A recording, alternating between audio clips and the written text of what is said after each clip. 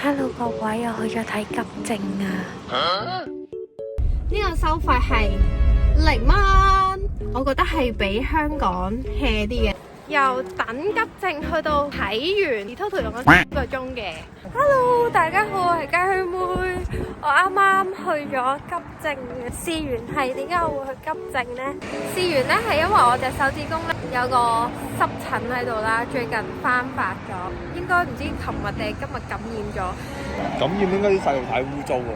係咩？係啊，我有個急症帶，由今日嘅下晝開始惡化啦，由紅色啦，即係紅紅地係咁出水，跟住頭先變咗紫色嘅咯，跟住最尾啱啱睇醫生嘅時候變咗黑色咁樣。我本身咧係諗住去 walk-in clinic 嗰度睇嘅，因為我翻工啊嘛，今日要，所以而家係素顏噶。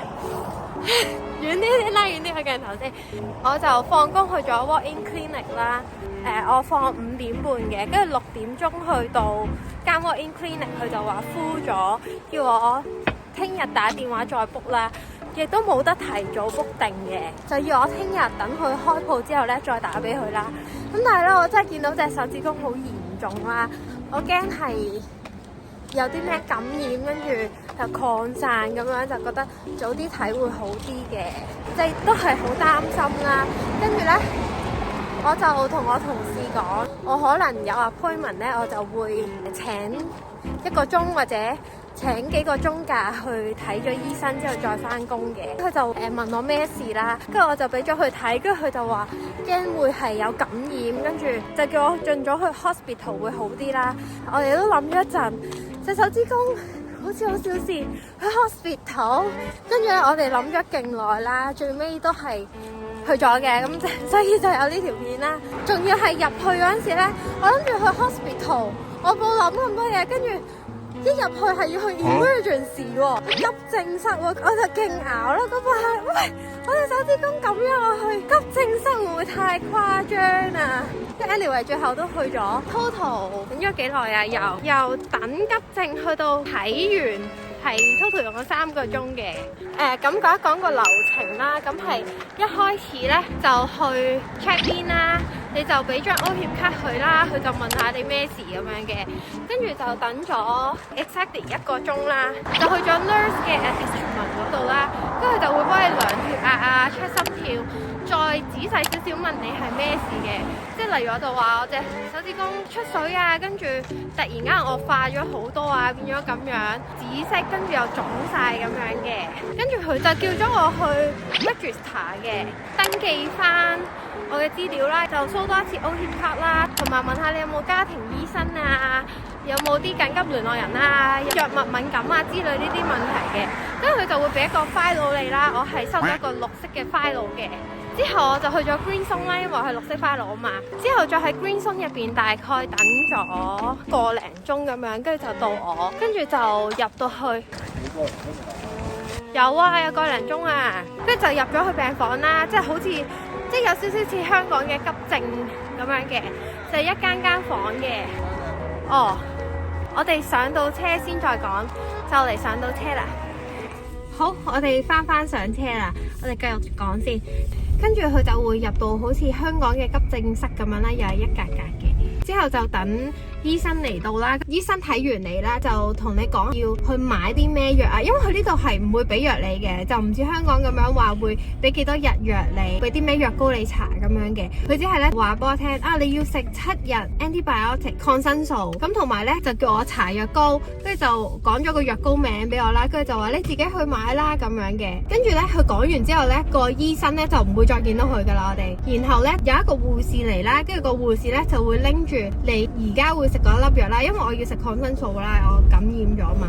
佢就拎咗1粒抗生素嚟，跟住就問你係咪呢個名，跟住佢就會嘟一嘟你手帶呢個巴曲啦，就叫你食咗嗰粒藥啦。同埋因為我有藥膏要搽嘅，即係我手指公呢個位咧，佢幫我搽咗啲藥膏上去嘅，幫我搽完之後就包紮啦，快嘅食。其實成個過程我覺得係比香港 hea 啲嘅，你係咪話都覺得比香港 hea 啲啊？ hea 啲啦，你講下。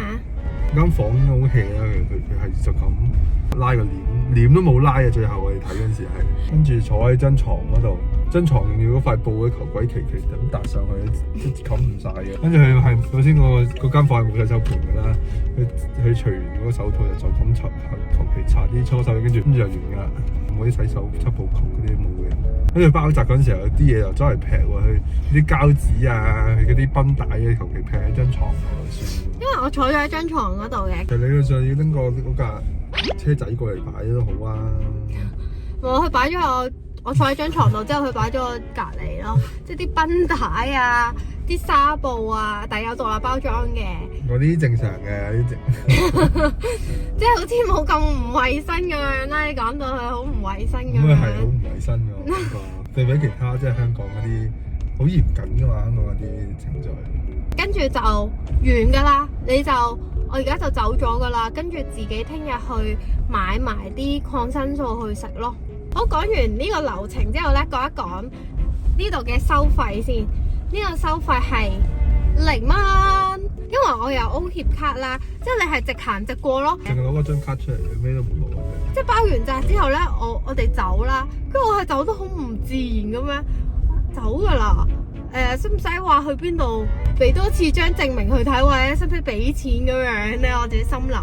跟住佢話唔使啦，你俾咗 O 協卡去睇啦，就得噶啦咁樣咯。都係0蚊嘅，1蚊都唔使俾嘅。如果你有 O 協卡，我哋要付出好多時間，仲話啲好似好削嘅嘢。唔係啊，其實你去 walk-in clinic 都係咁樣等嘅咋，你可能等得仲耐，睇你好唔好彩咯。好彩咪快咯 walk-in clinic， 唔好彩其實等好耐，你有機會都係等3個鐘啫喎。Hospital 係24小時都開噶嘛。其實你晏啲去反而快啲，已經冇人啦。你走嗰時係啊，我哋走嗰時冇乜人。Anyway 啦，我都想快啲睇到我隻手指，其實真係好痛咯，我隻手指。好，我哋之後再睇下我隻手指後續點樣啦，希望唔好有事。即係醫生話，如果我感染到隻手臂都有咧，就要再去覆診咁樣咯，再去醫院嗰度。好多謝大家陪我第一次入急症。雖然呢度醫院係比香港步驟咁繁複啦，即係我哋覺得 hea 啲冇咁衞生啦，但係佢值得一讚嘅就係，就算我係咁 minor 嘅急症，即係咁小事係冇生命危險呢，我都係 total 等咗3個鐘就排到我搞掂埋返屋企咯。咁所以呢度嘅效率係值得一讚，效率係好好嘅。佢俾咗3個手信我，有一個係我用過剩翻半卷嘅繃帶。跟住同埋咧有3張紗布，同埋支 cream， 好似拎手信咁樣咧，去執呢啲俾我咯。即係香港唔會有呢啲噶嘛，同埋用完呢啲咧，多數香港人會抌咗佢嘅，唔會送呢啲嘢俾你噶嘛。The next day，咁我一陣就會拎住呢張 Doctor Notes 佢配藥嘅。咁我上網睇咗咧，其實配藥嘅費用咧都差唔多嘅。咁 Costco 咧係最平嘅，其他咧其實差別都唔大嘅。咁我去間就腳啲會好啲啦，我可能去 Shopper。咁但係注意翻啦，呢一個配藥費咧係每一種藥去計嘅。譬如個 Doctor Notes 入邊咧係有5種藥嘅，咁樣佢就係會呢個價錢再乘翻5咯。咁但係因為我就係得1種藥啦，咁所以差別都唔係好大嘅。咁我就應該去 Shopper 咯，近啲方便啲。好，我啱啱咧就去咗 Shopper 嗰度放低咗嗰張 Doctor Notes 啦，佢叫我等大概半個鐘就會收到 message 去拎抗生素噶啦。其實今次濕疹咧係令到我更加了解，即係如果有事嘅話要去邊度睇醫生嘅。咁趁而家等緊去拎藥嘅時候咧，可以講一講咧，如果你身體有事咧，可以去邊度睇啦，即係唔使下下去 hospital 咁誇張噶嘛。你係普通傷風感冒啊，唔需要抗生素嘅話咧，其實你去普通嘅藥劑部，即係例如 Shopper 啊或者一啲小店，你可以 book咗或者就 walk in 去啦，跟住佢就會有一個藥劑師去俾藥你嘅，咁佢就會幫你睇下咩事啊，就俾啲處方藥或者俾啲藥膏你搽嘅，咁或者咧佢會直接帶你出去 Shopper 嗰個鋪面嗰度咧，就推介你買邊一隻盒裝藥嘅。咁我之前隻手指未咁嚴重嘅時候呢，咁我就係去咗 Shopper 嗰度就推介咗我買一種盒裝藥膏。咁但係呢 Shopper 呢一個藥劑部呢，其實只係可以 handle 一啲比較輕症嘅。咁呢，如果你要抗生素啦，或者你係想睇一個正式嘅醫生嘅話呢，就可以去 walk-in clinic 嗰度睇啦。咁就睇翻你有幾緊急啦。咁如果你係冇咁緊急嘅話呢，你可以去 walk-in clinic 嗰度睇咗先啦。咁就同去醫院睇呢，你拎藥啊拎抗生素嘅流程呢都係一樣嘅啦。佢都係會直接俾一張紙你，跟住叫你再出去配藥嘅。咁所以咧可以俾大家參考翻，你去到邊個 level 你就要去邊一度睇醫生啦。咁我 in clinic 同埋醫院咧其實都係等得耐噶啦。咁 shopper 咧就係唔使點等嘅。好，我終於等到拎咗藥啦。咁我 total 咧係俾咗12個9毫9嘅。睇下有啲咩先。好，咁佢就係18個3毫3嘅，因為我保險包啦，咁最後就俾12個9毫9嘅。咁就有張咁樣嘅嘢咯，一日食4次，食7日。好，我而家翻屋企啦。咁我諗咧呢條片都告一段落噶啦。如果中意嘅話咧，記得俾個 like 同埋 subscribe 我啦。可以下邊留言同埋 share 俾朋友睇噶。我哋下條片再見啦，拜拜。